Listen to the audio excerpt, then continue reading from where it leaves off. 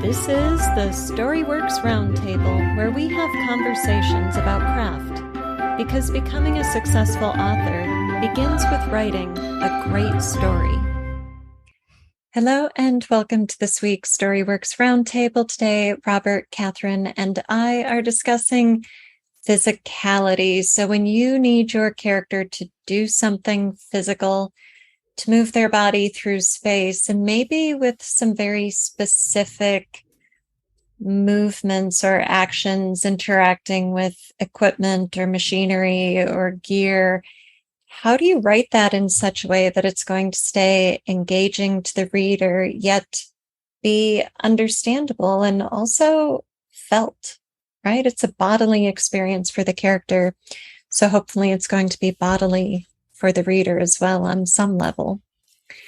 So, Robert, what springs to mind when you think about putting your character in motion? I've had to think about this with traveling in space, writing science fiction, and what technology are they interacting with.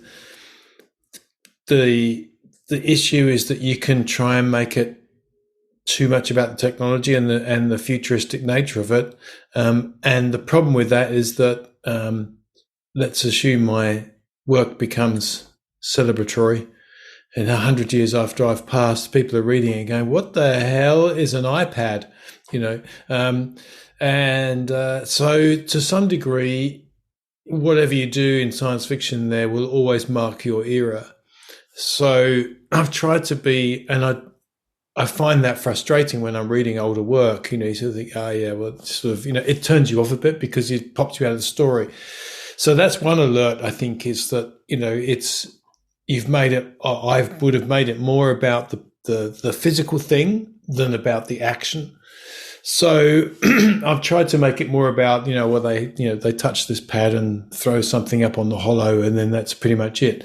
So a lot in science fiction, you can do what they call a lot of hand waving, to assume that faster than light works, or that you can go through wormholes without being turned into spaghetti. So it's more about what they're trying to achieve from that. There are a couple of occasions where I've had a character with a weapon held at their throat, and it's a futuristic weapon, a plasma dagger, for example. So it sounds very dangerous.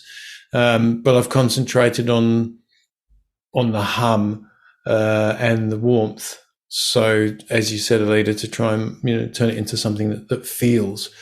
Mm-hmm. If I were doing something more technical, such as, say, an expert archer, marksman, or something like that, marksperson, then I think I would probably study it, obviously, first, and try and pull out what are the crucial elements that every expert archer would tend to feel. It wouldn't be about knocking the arrow, and it wouldn't necessarily be about getting the fingers in the right place, because they'd know all of those things. The tension feels just right as I focus on the bullseye. Maybe that's all you need. Is snippets, a little bit like a taster of a meal. You're not going to describe the entire meal. You just say, "Oh my word, that fig sauce was just delectable." Mm-hmm.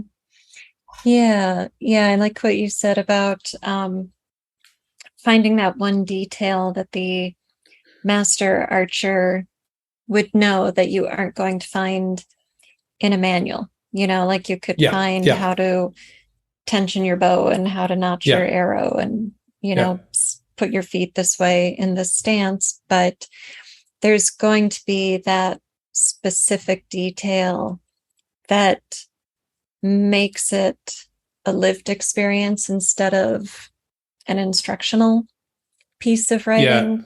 I sometimes find myself talking about rolling my kayak to people who don't kayak. To kayakers, we know because we're doing it, or we're practicing it, or we're trying to do it. And it's a very different fluid experience, and it's hard to approximate. Like, I can't show you on land because I'm upside down in water with my eyes closed, and I'm inside this 16-foot long fiberglass boat. And so I'm not just moving my body, I'm And you moving do my this body willingly? and the boat. Yeah. There's a video of it online, actually. But like, how would I convey not the mechanics of it, but the experience of it to a reader? And so I would focus on, what is that detail that makes or breaks the role, or what is the experiential detail when I'm rolling that I connect with, that you aren't going to find in a how-to video, right? And I think that's what takes us from choreography into story, into narrative. Meaning. Yeah. Well said. So you can start with choreography. I think that's fine, and then pull out delete the things that don't matter, and leave the things that feel more like turning points or emotional hooks. Right. Yeah. I mean, you need a certain degree of choreography to describe what's happening, but that's not what's going to make the moment in the story. What's going to make the moment of the story is something internal to the character, whether it's a physical bodily sensation or that moment of sensory connection where things click and, the body responds and moves as you desire, or an emotional moment, maybe. Kathryn, I'm throwing it to you. You just look thoughtful. I'm like, oh, her wheels are turning. I think it's hard for me when I'm putting my character into a moment where I want to describe what they're physically doing. Like you said, the choreography is important. And I feel like for a lot of times when I'll read back through stuff, I'll be like, wait a second, now I'm lost and I have to insert more. And I need to reimagine my character in the world, not just in what they're doing, but how it interacts with the world in order to be able to get it across in a meaningful way. Because a lot of times I just see it, write it down and go. And if I'm not really imagining the full scope of it, then I will, even reading back, go, wait a second, what did he just do? Just trip down a hill, or what was that? I don't know, And so I feel like there's a moment of drawback and even fill in more details that I have to do a lot to make it make sense descriptively as to what the action of the character was. Right. Yeah. You just brought up two really key points. One is stretching out time. Mm-hmm. So even though something happens very quickly in time and space, in narrative, we need to stretch that out so that we get enough detail on the page to create the experience, both at the level of choreography, but then especially at the level of what's happening for the character. And then the other thing you brought up is that it's not just about, like, my body in the kayak, for example. It's about the fact that I'm upside down underwater and the water is a certain temperature. And, I might have seaweed brush my face, or I might set up my paddle. And as I start to move it, the rear blade is hitting the hull of my kayak. And that can kind of freak you out if you aren't in a good spot to adjust and go again. And, bringing the environment into it and thinking about the interaction then also expands the reader's awareness of the scene. So it isn't just like we narrowed our focus to this little bubble and, the boat flipped. It's, there's this person in this boat, in this body of water, which is an environment with other things happening. And, that creates so much more of the experience for the reader in terms of making it tangible, and also like tension. If I wanted to have a character upside down in a kayak and have it be a tense moment, there might be a lot of waves above the surface. It might be a storm. There might be something that catches on the PFD on the life jacket that kind of inhibits some movement or something. So you want to bring in more, right? Like we start with the choreography, but then go into the body, the emotions, the senses, and don't forget the environment, and bring these elements into harmony. So there's something visceral in there, isn't there? There's something, as you say, I like the idea that we're not writing a manual. There are thriller writers who, Tom Clancy comes to mind, who's known for the very explicit nature of, you're going to read one of his books and understand how a submarine works, So I suppose it depends on, going back to purpose, why are we putting these scenes in there? But for sure, I think the real, we come back to connection to reader again, and the connection is going to come through something visceral, and as you said, Alida, right at the start, something they can feel. I remember reading Ender's Game, and in there's some, they're in effectively a training space station, so zero gravity or low microgravity. And they have to do some battle. These are kids doing battle training scenes, but it's sort of in an interior globe that's in, or a spherical weightless chamber that they have to do this in to learn how to fight. And I thought it was really well described in the book. It's intriguing. It's quite exciting. And then when I watched the movie, it was more or less the same. I think, okay, so, the writer had done quite a good job of getting some imagery into my head about how that'll work without going into endless descriptions of, inertia and, Are you curious about group coaching for fiction authors? I am accepting applicants ready to join a great group of writers. Group coaching participants love the consistent feedback loop while working on their novels, and ongoing access to an experienced storycraft coach with a decade in developmental editing, teaching, and personalized coaching. Do you want to have your concerns addressed and questions answered in real time as you work on your novel? Want to have a writing partner for support and accountability? Want to continually hone your craft instead of getting stuck in writing old habits? Then apply today for the new session. Details are at wordessential.com/fiction-group-coaching. If you have any questions, shoot me an email. I would love to chat with you. There are contact forms at wordessential.com and also at storyworkspodcast.com. Now back to this week's episode. At the same time, those passages were long. Like, those were not short bits of the book.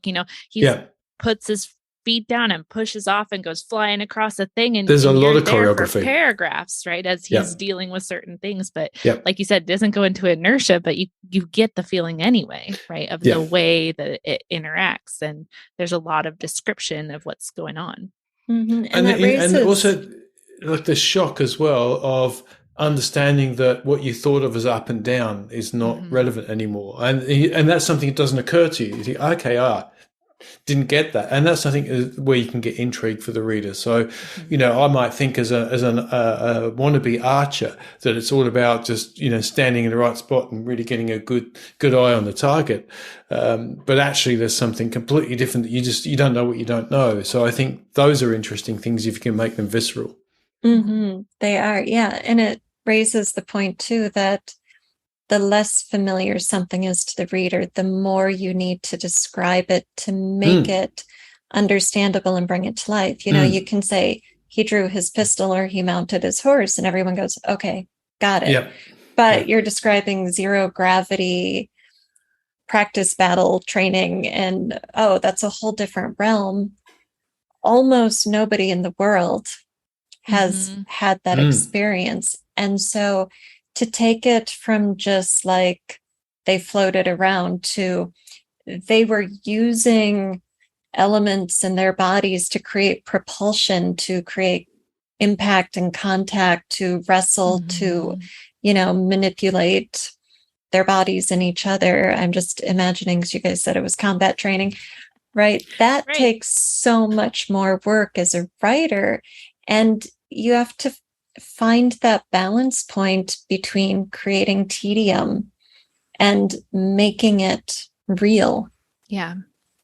Well, and then like say you do it multiple times throughout a book, like in Ender's Game, they have multiple of these battles, or I'm thinking like Harry Potter and Quidditch, right? The first time you encounter Quidditch, it's fascinating. And you get a lot of description of how the broom works and how he's flying up here and down there and around the stadium.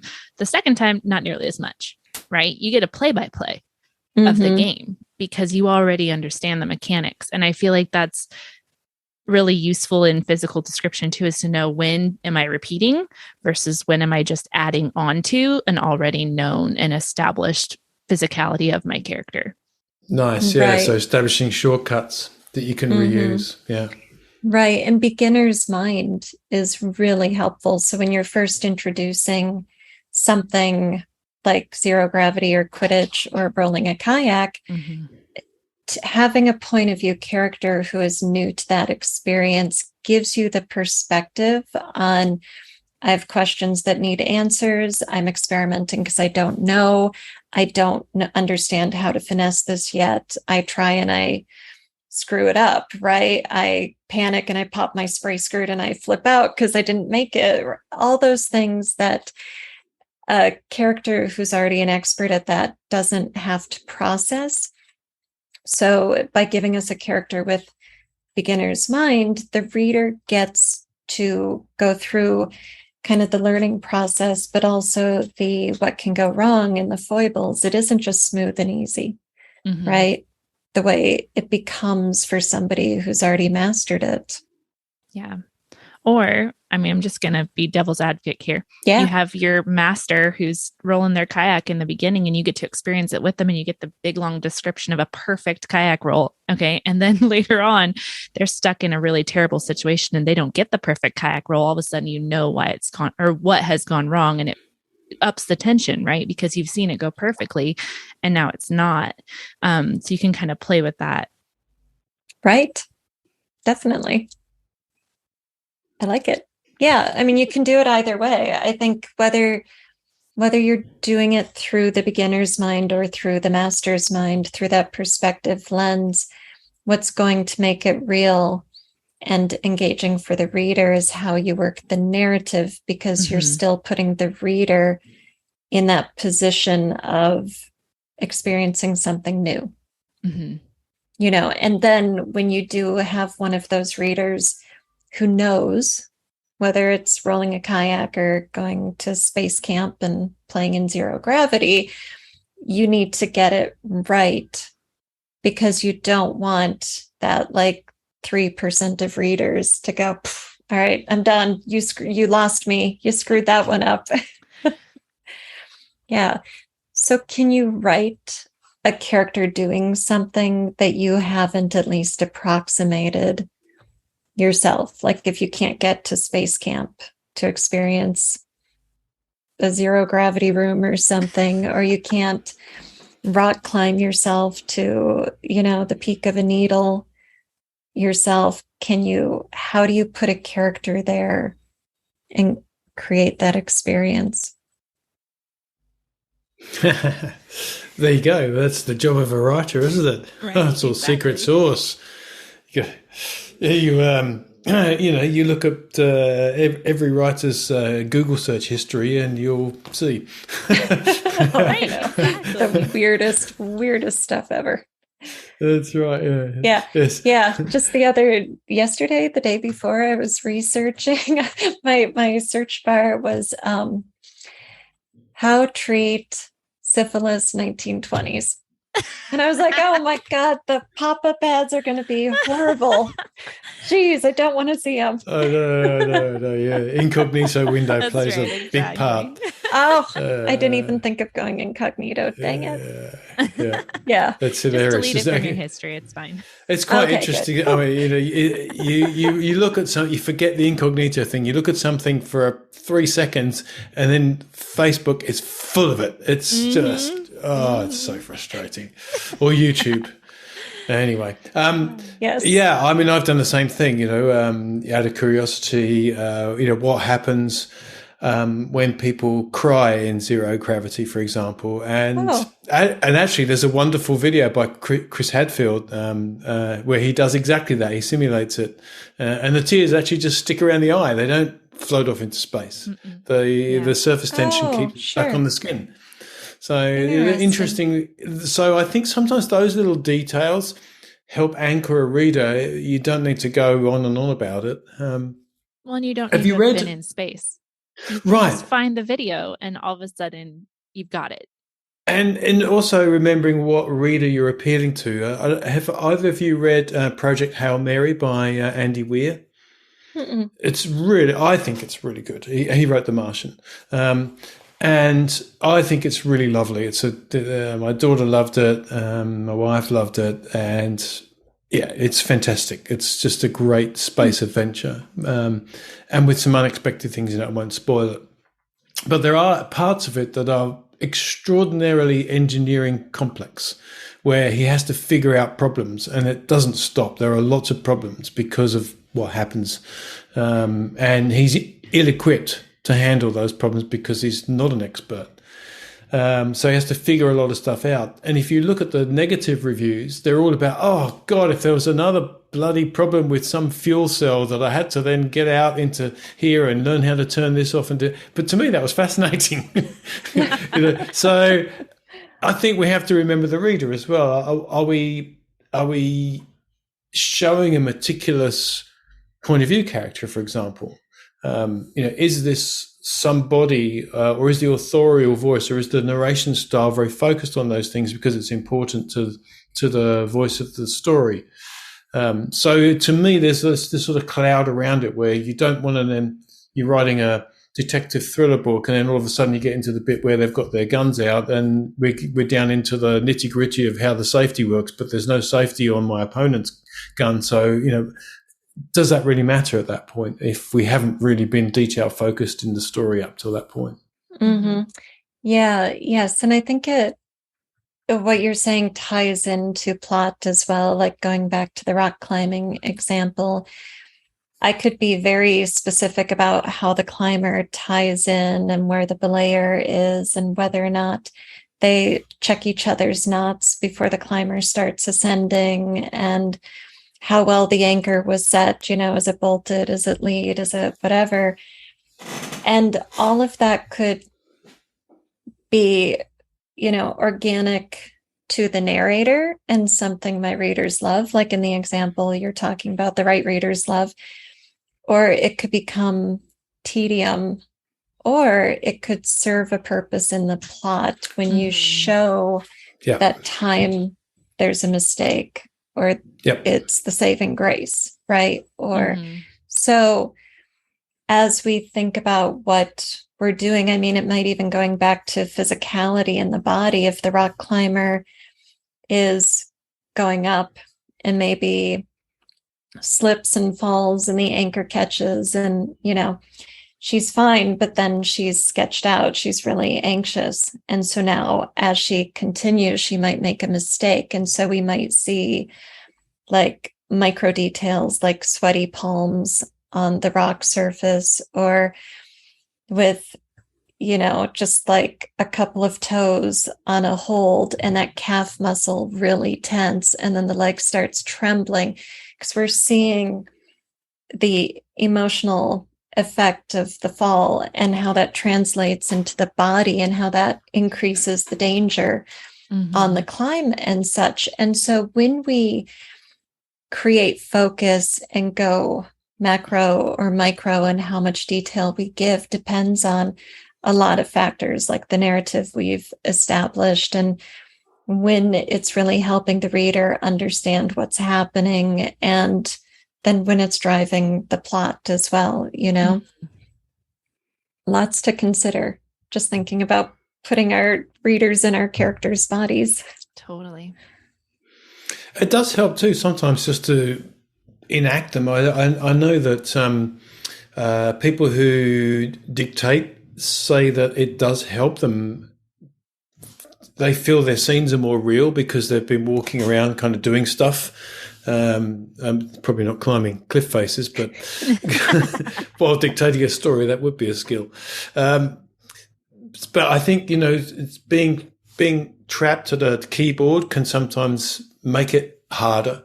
And, you know, we know of authors who will go and do, you know, ride-alongs with the police, or they'll go and, you know, observe kayakers, or, you know, so there are things you can do physically, I think, to bolster your descriptive skills, even just for practice. You know, how would somebody who, you know, really cares about their vegetable plot go and tend that, you know? For me, I don't give two hoots about it, but I know where I can go look, you know? So, and as you say, Alida, assuming that's central to the plot, the good old who's stealing my vegetables story. Well, the plot or the narrative, the mood, the character. Yeah, the conflict with something. Something relevant. Right, something advancing the story. Yeah, I do act things out when they're complicated. Do both of you do that? Yeah. Yeah, I think you have to. I think to really make that translation from the mental image to a page to the reader's mental image, you need to kind of feel the body in space, and you need to really think about, like, and I've done the air punches, and I've done the, like, if the fist hits a jaw here, which way does the head go? And things we do for art. Yeah, it's acting out those sex scenes in the supermarket that often gets me Oh, you know, just unwanted attention. I just don't understand it.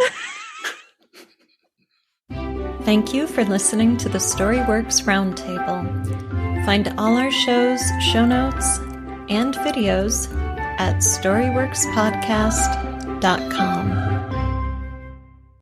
Robert, out of left field.